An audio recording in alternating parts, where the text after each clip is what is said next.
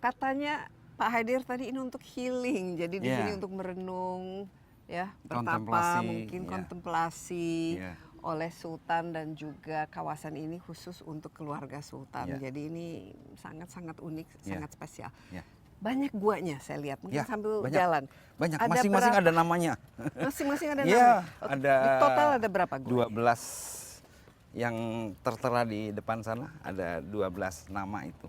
Itu masing-masing ada fungsinya. Seperti gua pengawal itu di depan. Itu tempat pengawal-pengawal kan. Oh, pengawal iya, juga harus ada merenungkan ada pas kehidupan. pampresnya kan. Mereka juga berjaga di Mereka situ. juga harus healing. Iya, gitu. Kemudian apa Terus lagi? ada gua ini sebelah kita ini gua Padang Ati namanya. Ini. Guanya gelap tapi namanya Padang Ati. Jadi bagaimana dalam kegelapan kita justru menemukan cahaya. Kita Enlightenment gitu. Enlightening ya. Gitu seperti itu. Kemudian ada gua Peteng di situ. Yang paling besar yang ini ya? Ya, Gua Peteng apa ini kekhasan? gua Peteng itu gelap banget.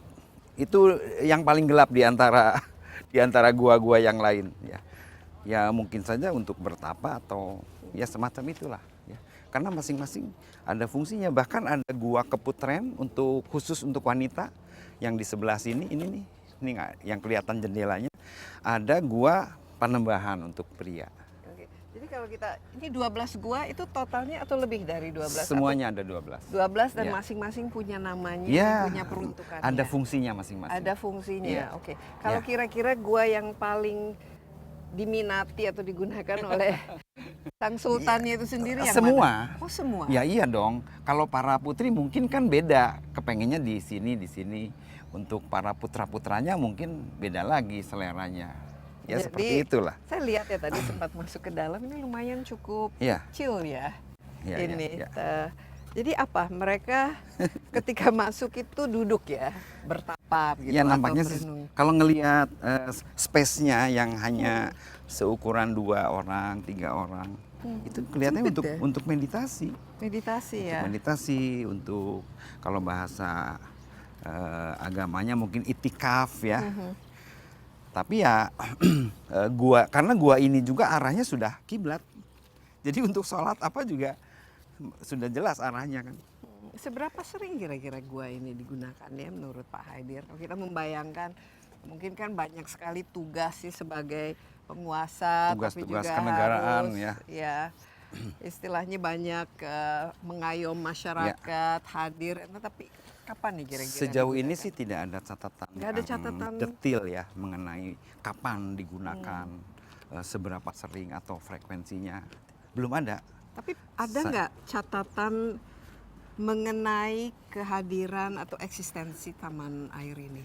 Ya hanya bersifat umum bahwa yang suka berkunjung ke sini tuh biasanya keluarga sultan, keluarga kerajaan, seperti itu. Jadi ada itu Iya. buktinya, sehingga kita memang tahu Ya, ya ini nah khusus. bahkan ada yang punya nilai perjuangan juga. Ketika Sultan Matangaji, ya Sultan Sepuh kelima membangun bagian terakhir, ini bagian terakhir nih. Ini gua Arga Jumut, itu dibangun oleh beliau. Arga Jumut itu, Namanya Gua Arga Jumut. itu artinya apa? Ada artinya? Ada. Arga itu artinya kejayaan. Ya. Jadi beliau itu satu-satunya sultan yang secara terang-terangan menentang pemerintah kolonial. Oh, oke. Dan ini berakhir tragis.